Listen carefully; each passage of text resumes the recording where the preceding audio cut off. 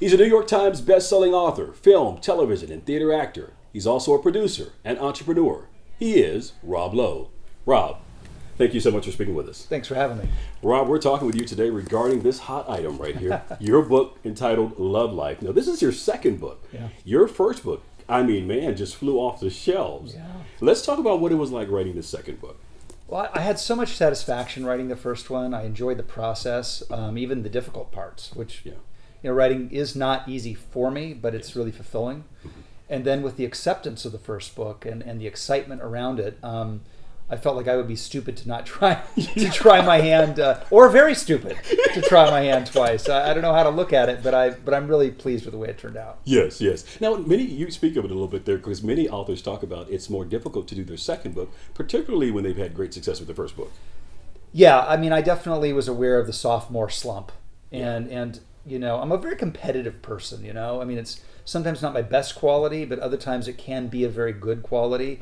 And I just didn't want to be a one-hit wonder. Okay. I didn't want people to say, well, he wrote one book. You write one book, maybe you can get away with it. You can't write two and get away with it if there isn't something there. So that Love Life has been as received as the first one was, is just makes me feel great, and I'm really glad I did it. Why do you think that is? Why do you think folks really just gravitate? I mean, now, not to mention, you cover so many things in his book, and we'll get into some of that. But why do you think your fan base is so loyal to your writing material? Well, I think it's a little bit like if a chef that you really enjoy opens more than one restaurant. Okay. You've just bought in. You're into that chef. You're into the way he cooks. My stories are cooked a very specific way. They're really my point of view, and that's not going to change because who I am is consistent. So I think if people enjoy my storytelling in the first one, then that's why they're enjoying the storytelling in the second one. Okay, let's unpack it a little bit more. I mean, you're talking about addiction, you're talking about fatherhood, you're talking about love. I mean, you're talking about everything in this particular book. Why did you want to pour so much into this particular book?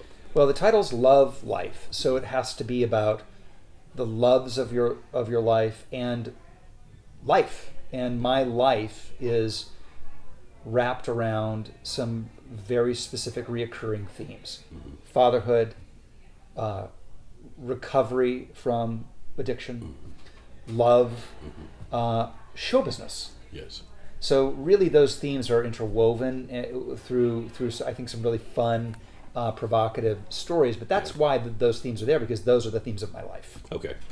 And you want to make sure that when it comes to the show business piece, I mean, you're really helping folks to understand that it's not not all the glitz and glamour, so to speak. You never know what people are going to respond to, and I'm always surprised what people's favorite parts are. The surprise in Love Life has been the reaction to the very inside baseball, behind the scenes minutia of show business. What it's like to create a television show, what it's like to star on one, what it's like to get one canceled, what it's like to audition for a big part. I thought people might be interested in it. I had no idea that they would be as interested as they are. Yeah.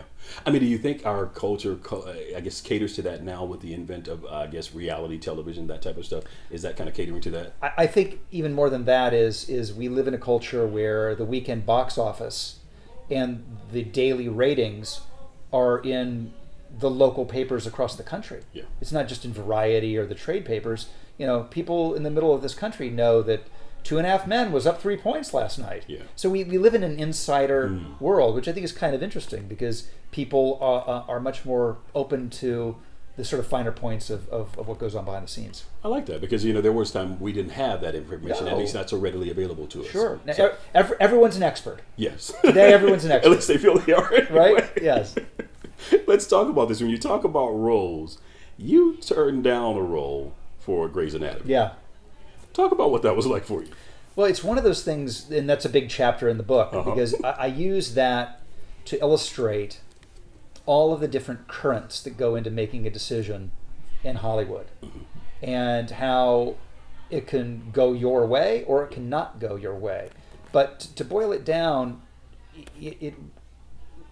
I was doing another show that I thought was going to be great. It ended up being terrible. Grey's Anatomy ended up being Grey's Anatomy. I would have rather have been on Grey's Anatomy, but faced with the same information that I had at the beginning, which I lay out in the book, I would probably make the same choice again. Okay, good. So it's not a situation that you regret. Oh no. Because I wouldn't have been on Parks and Recreation. I wouldn't have been on Brothers and Sisters. One of the nice things that for me, at least in my career, is I really truly have no regrets. That's good. There's not that one part that would have changed my life or any of it, and because I learn more from the failures than I ever learned from the successes. Yeah. So it's good, and that and the fact that Patrick Dempsey now owes me big time forever. Yeah. You know what? You just said something that was very powerful. And at what point in your life did you come to this point of acceptance to where you understand that you learn more from failure? At what point? Because all of us grapple with that from time to time.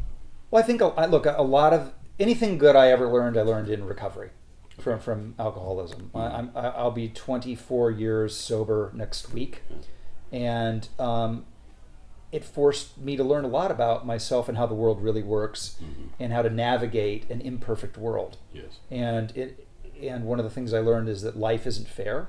Life is life. And one's ability to navigate life and have a happy life is totally predicated on their ability to accept life on life's terms. Not on my terms, not on your terms, life's terms. Once you do that, then you can look at a Grey's Anatomy situation and go, life's terms. I like that. There's a lot of talk about it. Now we get to ask you about it. Did you or did you not date Madonna? Well, I think it's the 80s version of dating. I certainly would have liked to have at the time. And my Madonna story is in the book because for a couple things. One is I'm a huge admirer of hers, and when I was interacting with her, sort of flirting with her, we were sizing each other up, and magic was in the air. A lot of people thought she was a one-hit wonder. A lot of people thought she was a flavor of the month, sort of rolled their eyes at this new kid on the block, and she's an icon, a legend. Yeah. She's as much in the mix now as she ever was. I really admire that in people. Yes. And that's why I chose her out of some of the other folks in my past to write about in the book. But as you see in the book, I whiffed when I had my chance. Many are called, few are chosen. As you stated in the book, though, you have no regrets because of the fact that you've been married now over 20 years. Yes. Let's talk about what that's like. Well, my first book was very much about my life. This book is certainly about my life, but it's very much centered on what it's like to be a father, because I like that the book is about things that most people will never be able to experience and things that everyone experiences. Yeah. There's being a dad is mutual to everyone as a father. It doesn't matter who you are. Right. So a lot of my marriage stuff, father stuff, is just one husband to another. Yes. One father to another, and some of my favorite stories in the book are just what it's like to the ups and downs and the highs and lows of being in a consistent marriage, where what's perfect is its totality, but along the way are tons of imperfections that you got to get through to make it to the finish. I think that's the reason why people really just gravitate to your writing, because again, they can relate to those things. Right. It's the acting part they can't relate to, but it is that being a father, being a husband, those are the type of things we can relate to. And what is the one thing you hope readers will take away from Love Life? I think at the end the title is a command, Love Life. Create memories. It doesn't matter where you are, what you come from, how much money you have, don't have. Everybody can create memories. And in the end, that's all we are ever going to have, are our memories. So get out there and love your life. It's the only one you're ever going to have. Well said. Rob Lowe. Thank you. Thank you so Thanks. much. Love Life.